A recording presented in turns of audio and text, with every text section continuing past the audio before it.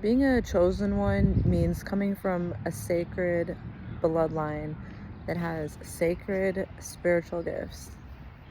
These could be earth-based gifts, or they could be galactic gifts, and everyone else in your family could have forgotten them. They might not know how to use them, but there's something about you that makes you different. You know your gifts, you're tapped into your gifts, you're prepared to access them, you're going towards a world where you would use them regularly and freely.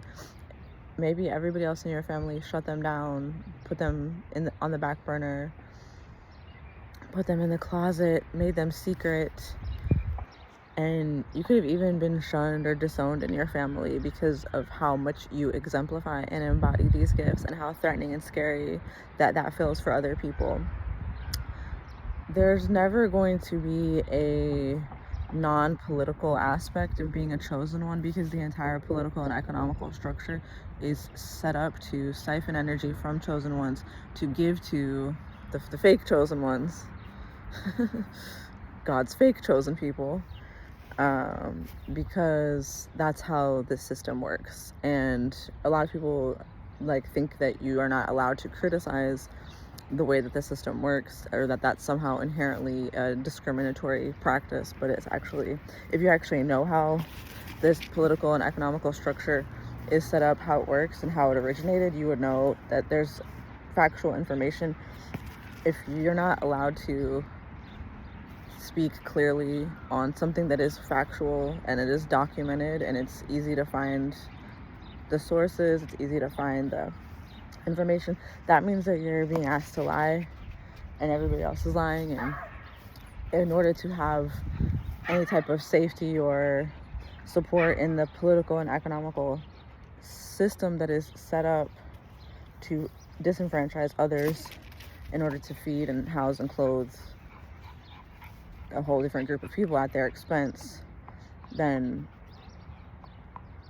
why?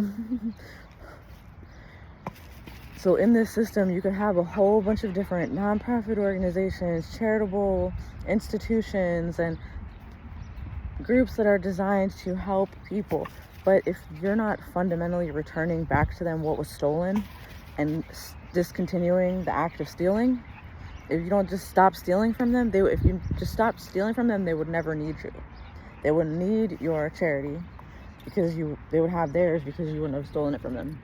What charity actually is basically, it's a system of giving a small percentage of the people who've been stolen from, that the entire world's wealth is based on, giving them a small percentage of that back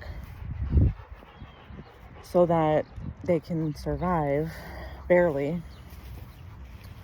But that would not be necessary if they were never, if they're were never ransacked, looted, stolen from in the first place.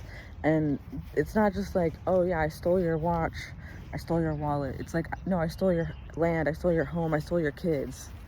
I put your kids in my school and I made them listen to me. I put your kids in my school to teach them my language, not yours. To teach them my ways, not yours. To teach them to give everything that they have, to try to be good enough. It doesn't matter how good you are in the system when you're not the right bloodline chosen one. You are not going to win in their system because it wasn't created for you.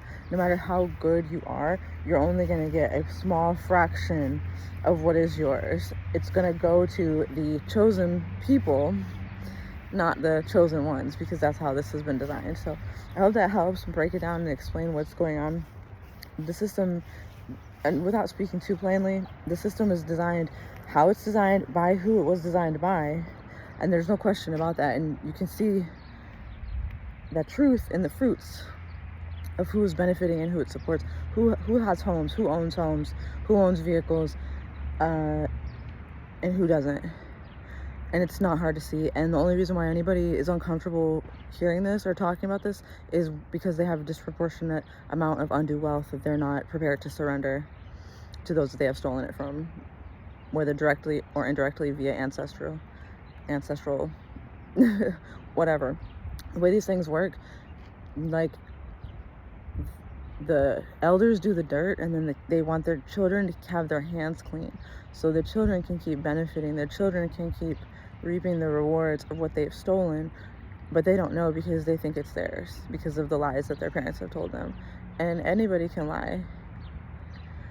So look at the fruit. Look from the fruit to the root and see for yourself. Figure it out. It's not that hard. The thing that makes it hard is brainwashing, mind control, mental manipulation, Stockholm syndrome. Literally the only way anybody survived. So I have resources for all of this inside the foundation. My membership made it so affordable for you guys, so easy to join, so easy to cancel anytime, so you can get what you need, get what you came for, and stay for a while to give yourself the time and the space to retrain your brain to find safety in your own sovereignty instead of acquiescence to a system that was never designed for you to excel in.